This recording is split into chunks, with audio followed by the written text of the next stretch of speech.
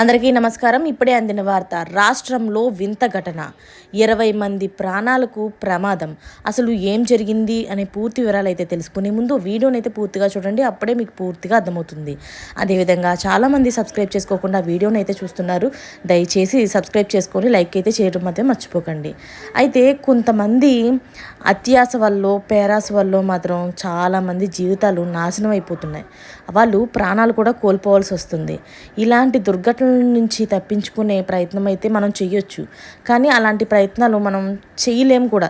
ఎందుకంటే ఫాస్ట్ ఫుడ్స్కి ఇలాంటి అన్నిటికి కూడా అలవాటు పడిపోయిన తర్వాత ఒకసారి దాని నుంచి తప్పించుకోవడం అనేది కొంచెం అసంభవమనే చెప్పుకోవచ్చు. ఏదో ఒక టైంలోని నోరు బాగాలేదు అది ఇది అని చెప్పి తినాలనిపిస్తుంది, క్రేవింగ్స్ ఇలాంటివన్నీ చెప్పి తినేస్తూ ఉంటాం అనమాట. మనం దాన్నైతే తగ్గించుకోగలిగితే మన ప్రాణాలు మనమే కాపాడుకోవచ్చు. ఈ విషయం మీరు విన్న తర్వాత, నేను చెప్పిన విషయం విన్న తర్వాత మీకే అర్థమవుతుంది. అవును, ఇది కరెక్ట్ అని మీరే అంటారు. అయితే రాజన్న సిరిసిల్ల జిల్లాలోని ఫుడ్ పాయిజన్ కలకలం అయితే రేపింది. తంగలపల్లి మండలం కేసీఆర్ నగర్లో అయితే పానీపూరి తిని దాదాపుగా 20 మంది అస్వస్థకు అయితే గురయ్యారు. మంగళవారం ఉదయం జరిగిన ఈ ఘటన ఆలస్యంగా అయితే వెలుగులోకి వచ్చింది. వివరాల్లోకి వెళ్తే తంగలపల్లి మండలంలోని కేసీఆర్ నగర్ కాలనీలోని సోమవారం సాయంత్రం ఓ బండి వద్ద పానీపూరి తిన్నారు.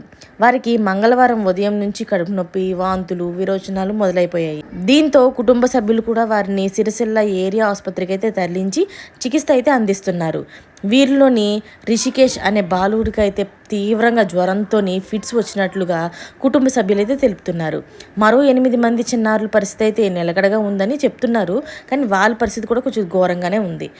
అయితే పానీపూరి తినడం వల్ల వాళ్ళందరూ కూడా అస్వస్థకు గురయ్యారా, ఇంకా ఏదైనా కారణాలు ఉన్నాయా అనే అనుమానాలు వ్యక్తమవుతున్నాయి. అయితే వారందరికీ కూడా ఒకే విధమైన లక్షణాలు కనిపించడంతో ఫుడ్ పాయిజన్ వల్లే చిన్నారులు అస్వస్థకు గురై ఉంటారని చెప్పి అభిప్రాయం అయితే వ్యక్తం చేస్తున్నారు డాక్టర్లు.